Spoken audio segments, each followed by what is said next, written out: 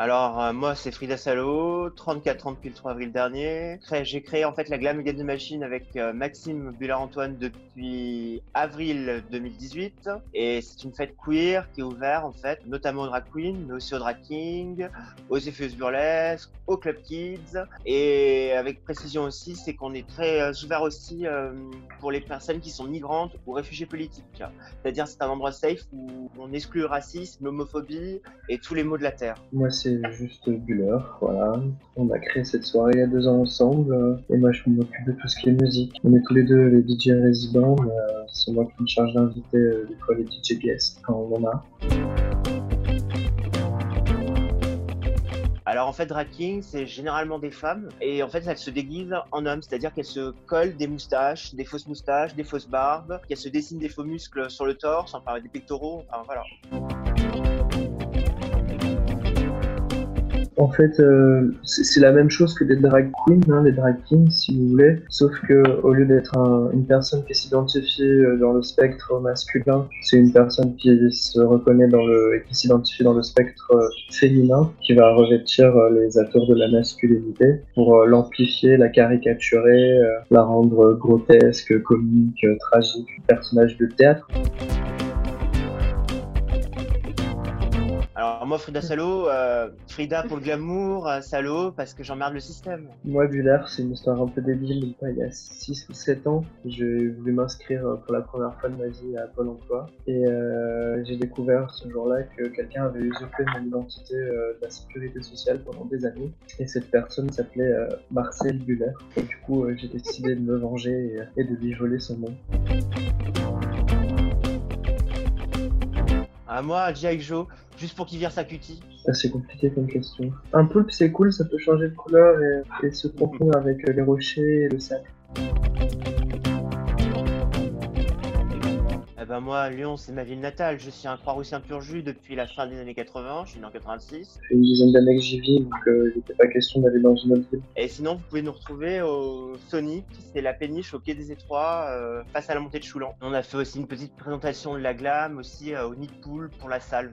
Voilà.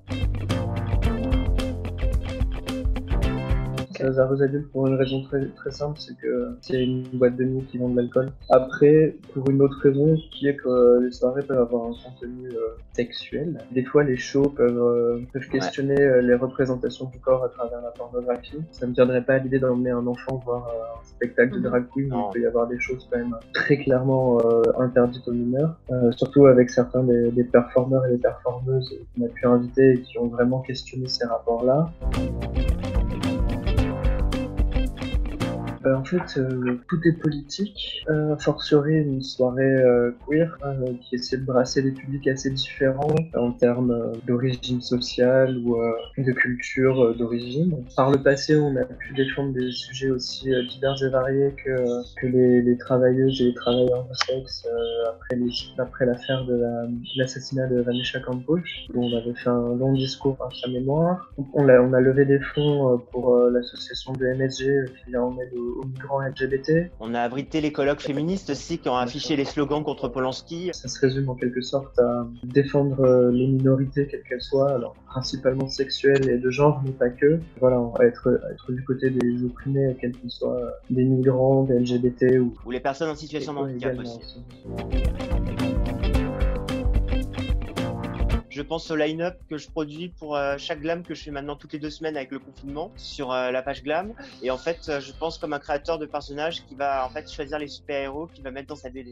Moi, je pense à rien parce qu'en général, je suis pas levé le matin, je me lève plutôt vers 14-15 heures. La première chose que je fais quand je me lève, que ce soit le matin ou l'après-midi, en général, c'est de penser aux rêves que j'ai fait dans la nuit, parce que j'aime bien écrire mes rêves. Décapante, excitante, passionnante. Hippie, punk, subversive. En fait, si tu veux, c'est parce que j'ai remarqué qu'il y a plusieurs artistes qui se plaignaient à cause du confinement de ne pas exprimer leur créativité. Donc, je leur ai proposé, mais faites donc des vidéos et moi, je me chargerai de les publier sur la page Glam. C'est ce que je fais depuis début avril. On avait un planning hypothétique assez bien rempli de tel mois, tel glam, on va faire cette thématique-là et programmer tels artistes. Ouais. On avait un On avait concert une glam de prévu pour gothique, une la glam glam qui aurait dû érotique. avoir lieu début avril. Et il y avait plein de choses qui étaient prévues, mais là, avec le confinement et le flou total de quand est-ce que les lieux vont rouvrir, qui sera disponible, qu'est-ce qu'on aura le droit de faire, de pas faire, le nombre de personnes qui auront le droit d'être en même temps dans le lieu, etc. etc. Pour l'instant, c'est un énorme point d'interrogation. Il y a la page Glam Against Machine. Sinon, t'as Frida Salo, c'est mon nom de profil sur Facebook et Instagram. On a une page Facebook qui s'appelle Glam Against the Machine. Maxime, t'as un dernier mot? Parce que là, j'ai plus d'idées. Écoutez le dernier album de Black Dresses.